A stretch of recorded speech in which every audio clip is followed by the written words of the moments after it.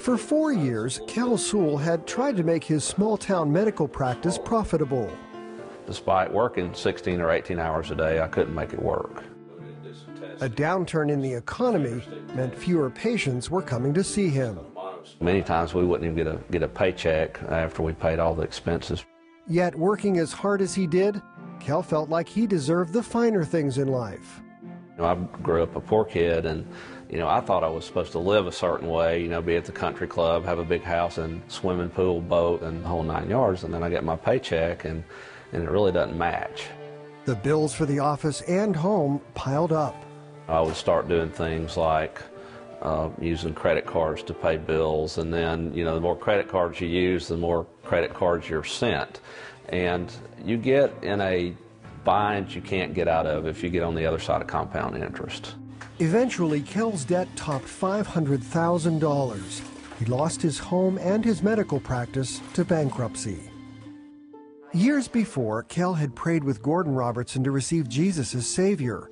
But it wasn't until after the bankruptcy that he started reading Pat's book called The Secret Kingdom.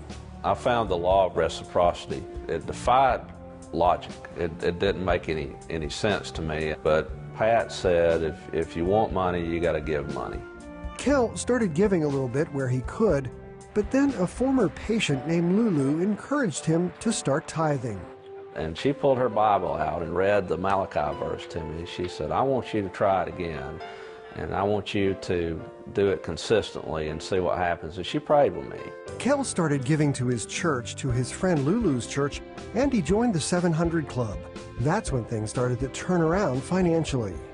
I got a letter in the mail from the place where I did my residency, and I opened it up and it said, we have $10,000 for you, would you like it? We took out too many taxes on you. And I ran to the telephone and called them, and I called Lula too. She said, I told you it was coming, you just had to be faithful.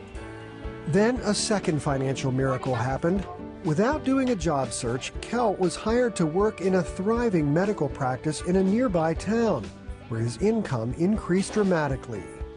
Today, Kel's practice has over 5,000 patients, and his income has tripled since the days he was in private practice.